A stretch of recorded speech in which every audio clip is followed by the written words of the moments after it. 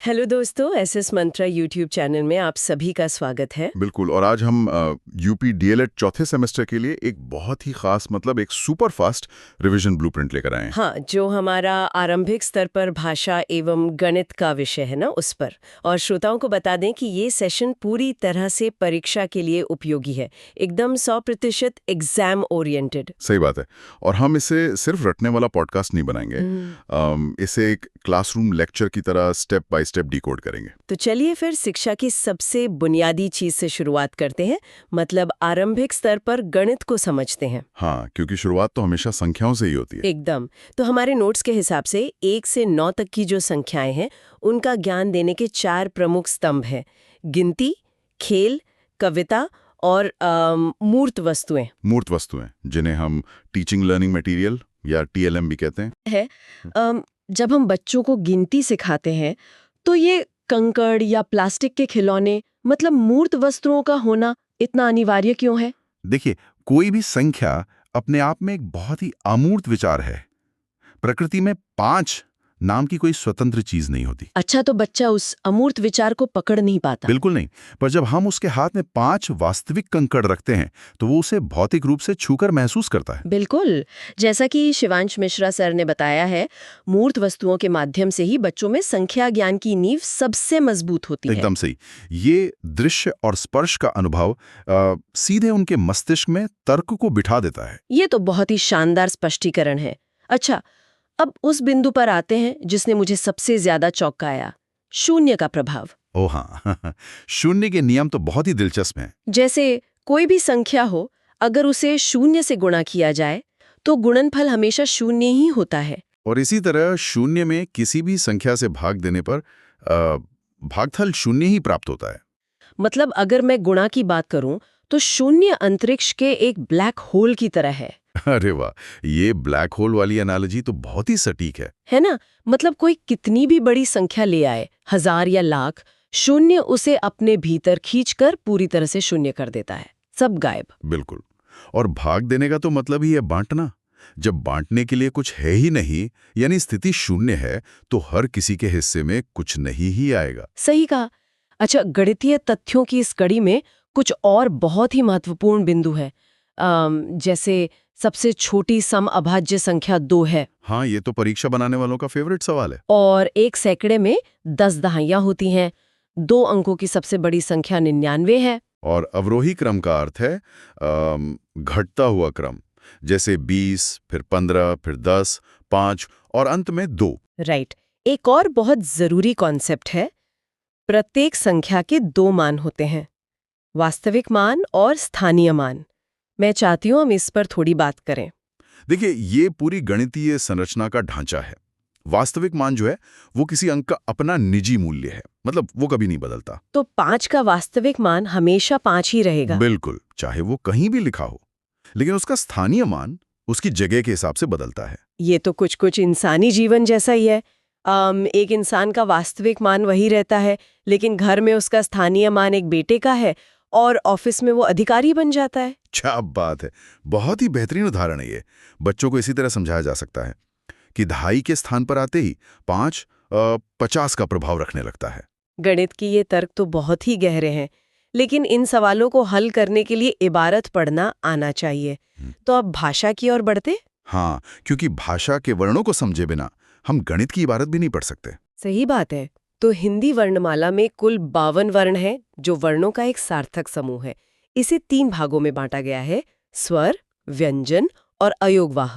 और अयोगवाह में अनुस्वार मतलब अंग और विसर्ग यानी अह आते हैं।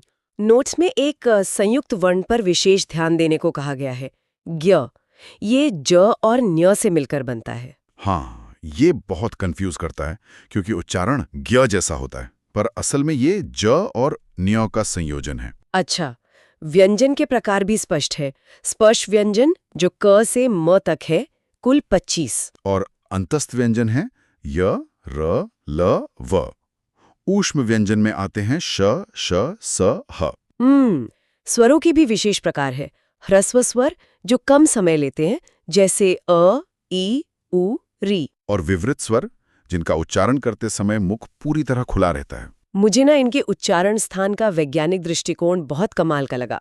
जैसे ओष्ठ प वर्ग के लिए, दंत त वर्ग के लिए और कंठ क वर्ग के लिए। ये पूरी तरह से मानव शरीर की बनावट का विज्ञान है। मतलब मुझे तो लगता है कि हमारा पूरा मानव उच्चारण तंत्र एक संगीत वाद्यंत्र की तरह है। वो कैसे?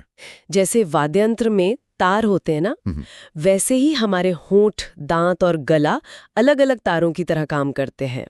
हवा टकराती है तो विशिष्ट ध्वनियां पैदा होती हैं। एकदम सही कहा। शिवांश मिश्रा सर ने इसी वैज्ञानिक सटीकता के कारण उच्चारण स्थानों को इतने स्पष्ट वर्गों में विभाजित करके समझाया है। बिल्कुल। और जब ध्वनियों का ज्ञान हो जाता है तो अगला कदम है पठन कौशल, अक्षरों को जोड़कर पढ़ना। हाँ, इसमें 2 प्रकार के पठन बताए गए हैं, सस्वर पठन और मौन पठन।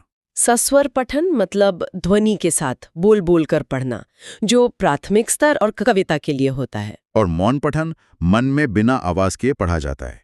ये पूर्व माध्यमिक स्तर के लिए और विशेषकर गद्य पाठ जैसे कहानी या नाटक के लिए है।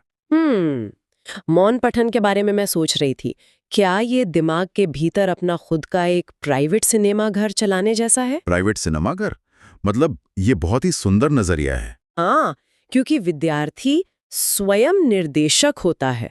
वो हर दृश्य और पात्र की अपनी कल्पना करता है। बिल्कुल। जैसा कि शिवांश मिश्रा सर ने बताया है, पूर्व माध्यमिक स्तर पर बच्चों के मानसिक विकास के लिए मौन पठन एक अनिवार्य उपकरण है। सही बात है। अच्छा, पठन कौशल के बाद व्याकरण का एक बहुत ही ठोस हिस्सा है। बताया गया है कि संज्ञा एक विकारी शब्द है।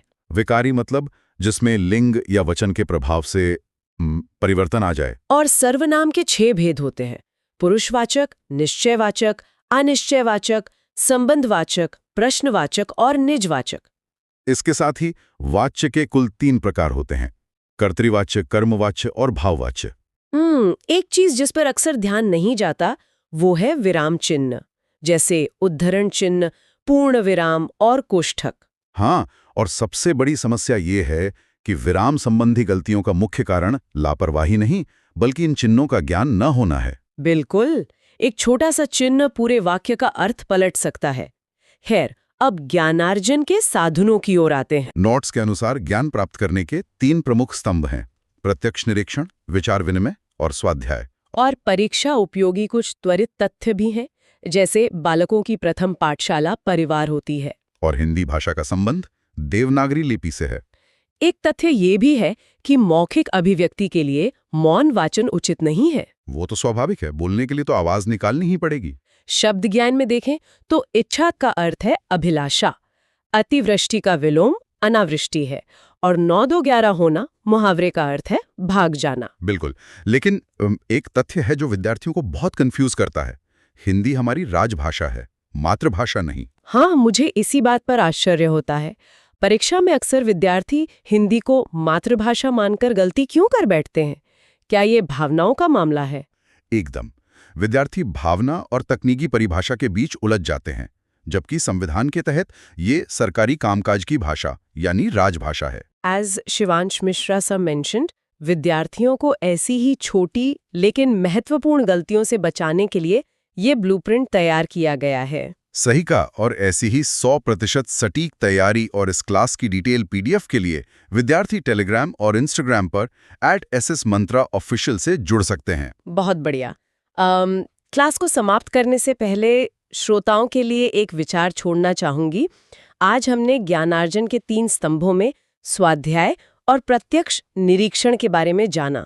हाँ, तो विद्यार्थियों को ये सोचना चाहिए कि वो इस क्लास के बाद अपने आसपास के परिवेश में इन नियमों का प्रत्यक्ष निरीक्षण कैसे करेंगे, ताकि उनका स्वाध्याय मतलब जो सेल्फ स्टडी है वो केवल किताबों तक सीमित ना रहे, बल्कि वास्तविक जीवन का हिस्सा बन जाए।